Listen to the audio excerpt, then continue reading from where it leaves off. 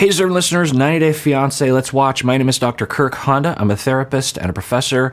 As I always say, don't use YouTube as a replacement for therapy. If you need a therapist, get one. You deserve it. You really do. Let's watch. Hello? Hey, this is Angela, Michael's wife. Please, enough is enough. So I'm going through Michael's phone, and I find a woman in his contacts. Michael says it's his friend. Kind of makes me wonder, is that the same friend on your social media that you call your person? If it is, he's in trouble. If it ain't, he's in trouble because the girl shouldn't be in his damn phone anyway. I don't know her. I'm just... Yeah. Wow. So she's saying if he is cheating with her, then he's in trouble. If he's not, then he's in trouble. Either way, I'm controlling him, and he can't have contact with women at all, regardless of the circumstance. Let's rewind that. So I'm going through Michael's phone, and I find a woman in his contacts. Michael says it's his friend.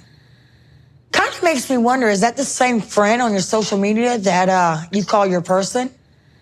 If it is, he's in trouble. If it ain't, he's in trouble because the girl shouldn't be in his damn phone anyway. I don't know her. Yeah, well, I mean, you could get to know her, right? Either way, why are you yelling at someone? I mean, it's just, it's so just over the top. Now she's going to yell at this innocent person on the phone. Let's watch. I'm just wondering why your number's in my husband's phone. That's all. Can you hear me? Yes. He's my friend. No, he's not your friend. You need to find your own friend. He's married now. Yeah. Yeah, I didn't know how that was going to go, but I'm glad the individual just hung up. She's like, yeah, he's my friend. And Angela yells, and the person's like, huh. I mean, I hope the individual's like, well, that doesn't sound like anything I want to be involved in. Hang up. Yeah. Now she's got to call back. Yikes. Your friend. See how your friend treated your wife? So, the girl, that's the one you said my person that I never know? Yes. Unbelievable. We went to the same school together. I don't give a What is So when this? the you stealing your number 5 years, 6 years from now? This is my number for many years now.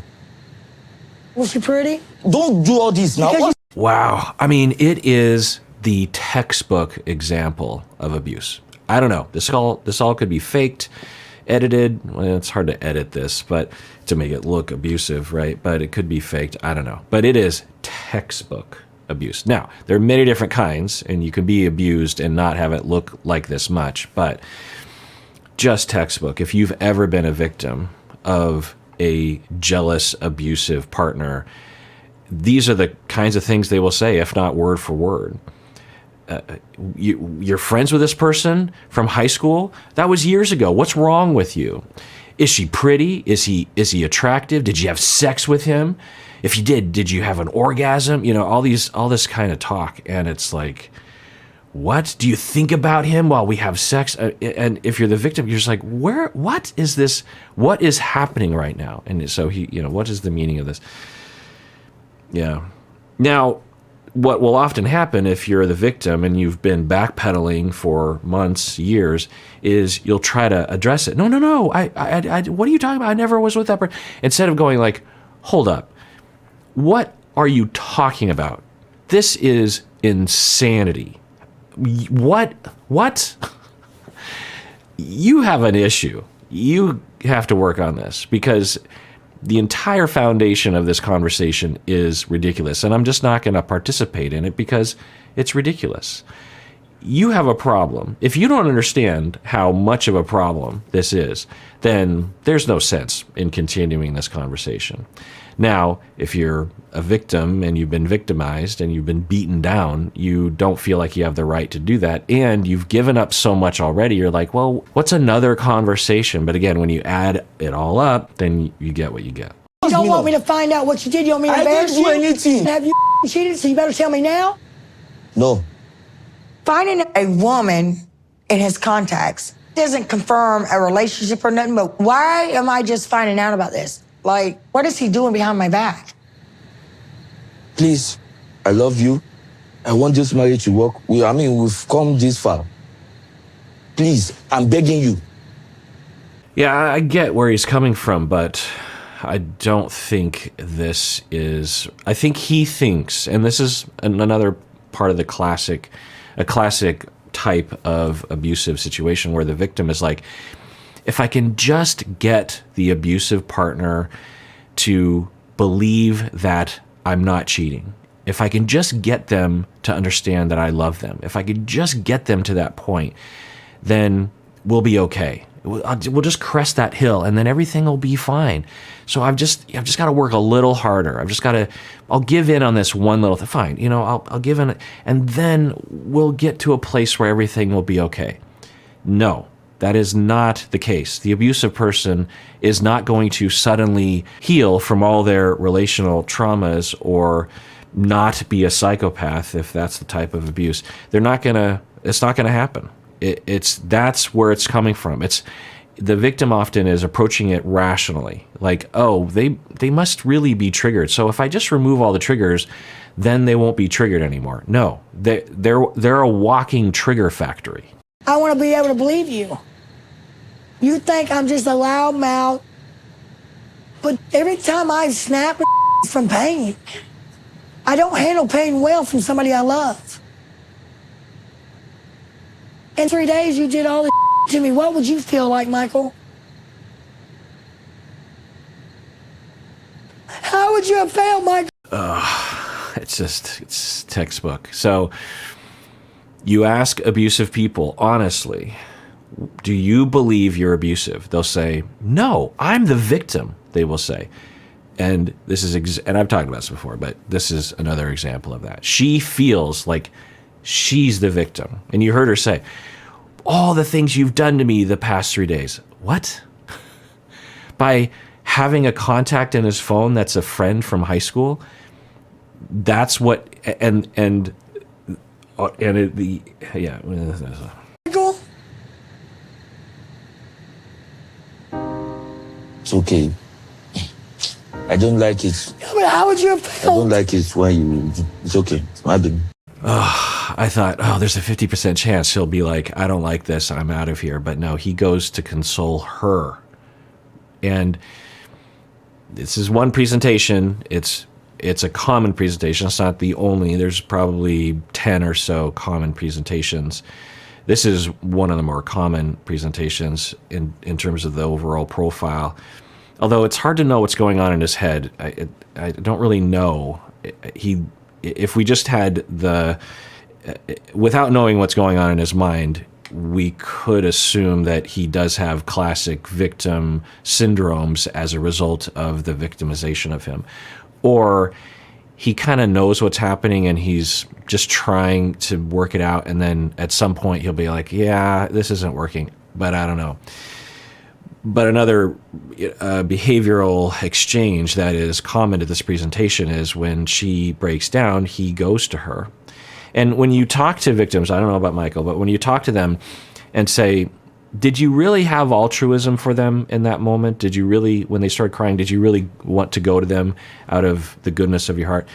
And the victims will say, well, yeah, basically, but mainly I was trying to show them what one should do when their partner is crying. And so I was hoping that by me going to her, it would get her to not be abusive to me. Or when I'm struggling, maybe she will learn. This will get me some brownie points, if you will, some sort of, she'll pay. This will be reciprocated at some point. And that's another syndrome that victims will get into. It's just like, well, if I just strategize this way, if I just do this, maybe because of course they're in a constant state of fear of being abused, that a lot of their behavior is geared towards trying to reduce the abuse, but it actually perpetuates it over time.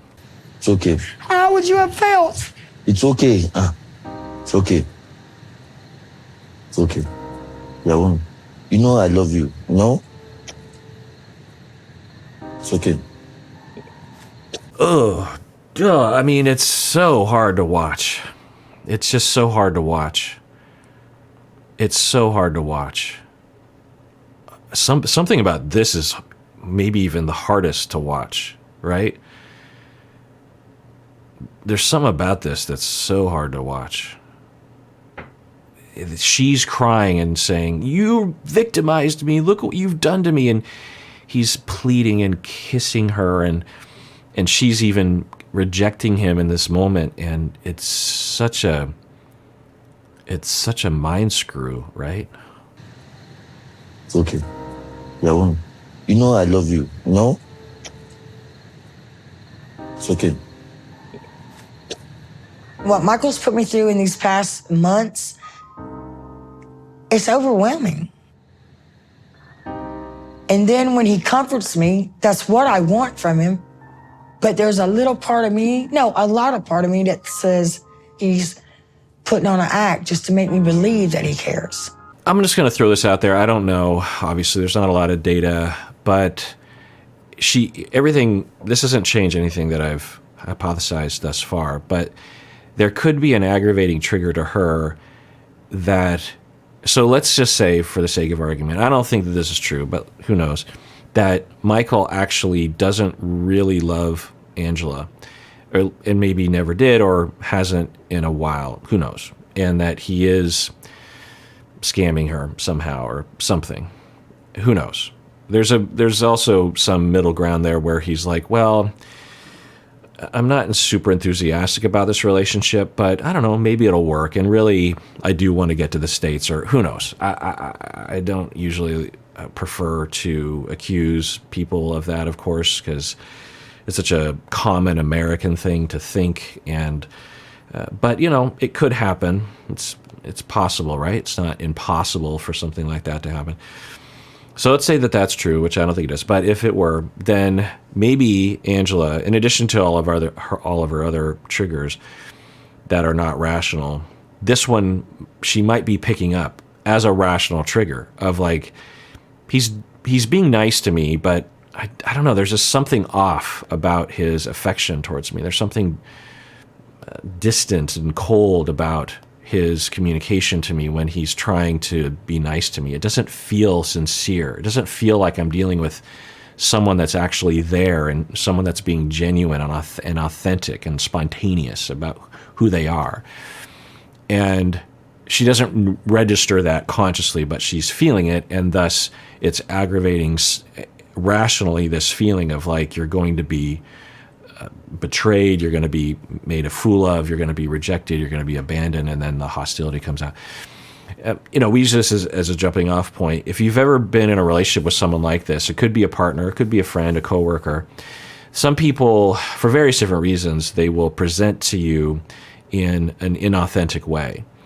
But if they're really good at presenting in ways behaviorally that seem congruent, that seem authentic when you just look at it from a distance, but when you're in it, you just don't feel it. It just doesn't impact you. Now, it could just be you in terms of your transference and displacement and relational traumas that you're, imposing on the other person. But it's possible that you're actually reacting to what's actually happening. You just feel like a little off kilter. You don't feel like the individual is actually there for you. A common reason for this is not an abusive relationship, but you're in a relationship with someone and your friend has a history where they had to please people. They were victimized growing up in some way, and so they had to please. They went into this pleasing mode, right, and put themselves on the back burner. And so when you're interacting with these people, they might even pick up that to be pleasing to you is to maybe even debate with you, not to constantly fawn over you, right?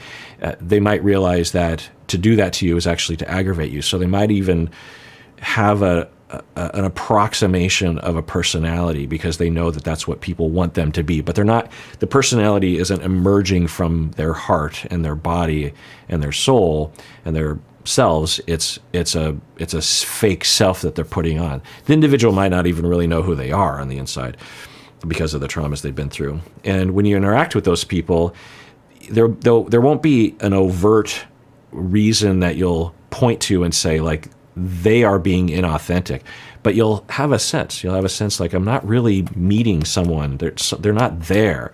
They're a ghost. They're a mirage.